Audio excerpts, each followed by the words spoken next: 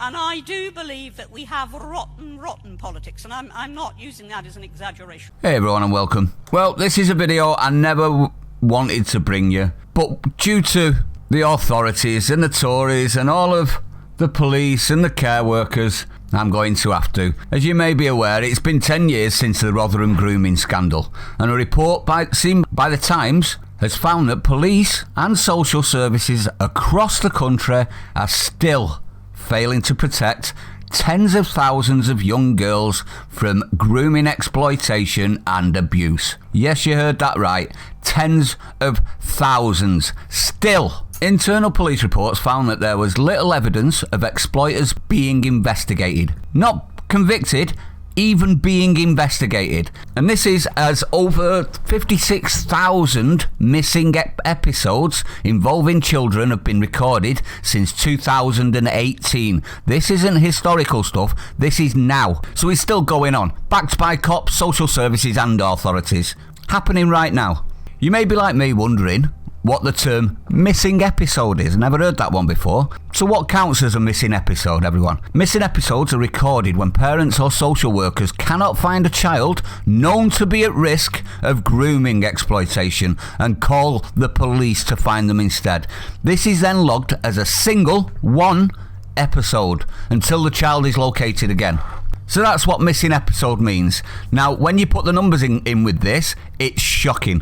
One minor in West Yorkshire alone has been reported missing 197 times in 3 years, while they were also known to authorities as a potential victim of grooming exploitation. Now, before you say that's just a one-off, this statistic is not an anomaly, not a one-off. This is happening all over. Humberside Police disclosed that 4 children had gone missing more than 100 times each, with one of them disappearing 156 times in the past 3 years. Now, I'm sorry for hyper-emphasising things, but we need to get this sorted out immediately. Child protection experts said officers wrongly viewed the victims of grooming exploitation as lost causes. These are our children that the police are seeing, and child protection experts as lost causes. How can any child being groomed be a lost cause? Anyone? Stay quiet for diversity. That's what this is. One teenager with learning disabilities was filmed being abused by a group of men, but police initially took no action because she told them the act was consensual. Teenager, that's under 16 as well, by the way. 13, 14, 15, 16. Councils are keeping child victims of abuse in caravans and tents because of a lack of space in regulated secure children's homes. So we've got more kids in care homes and they're preying on the care homes. Nazir Afzal, who is a former chief crown prosecutor who brought the Rochdale grooming gang to justice, says that nothing appears to have changed. Nothing. He said, "We thought we had confronted this 10 years ago. What seems to have happened is police have gone back to their old ways." Shocking, isn't it, everyone?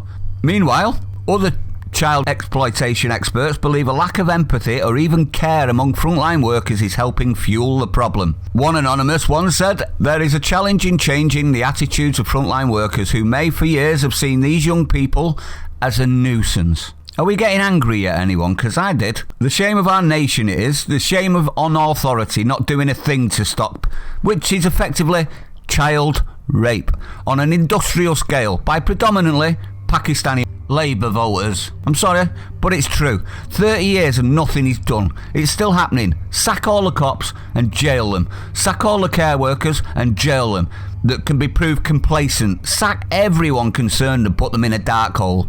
We can no longer allow these scum to operate in this once great nation. And it was a great nation once. Get rid of Tories. They won't do a thing. Sack all Labour councillors. They won't either. And put them all in prison for a very long time. We've become a pedo nation. I'm sickened. But I'd like to know your opinion, everyone. What do you think on this? It's just more evidence that our authorities are completely incapable of protecting us. Makes you wonder why we pay for them then, doesn't it? I'm going to leave you in the very knowledgeable words of Maggie Oliver. If you don't know who that is, that's the police officer that brought all this to attention, whistleblower basically, as she saw evidence of it 20 plus years ago and has been campaigning against grooming ever since. Well worth a listen. Listen to what she says. So it's no good looking at why, we need more social workers, we need more investment. If the authorities treated protection of children the way they treated bloody COVID, we would have seen an end to this 25 years ago. Oh. How is it we can put £330 million into a media campaign to tell us what we already know, when we allow these children to have their lives destroyed? And I see it in the foundation every single day.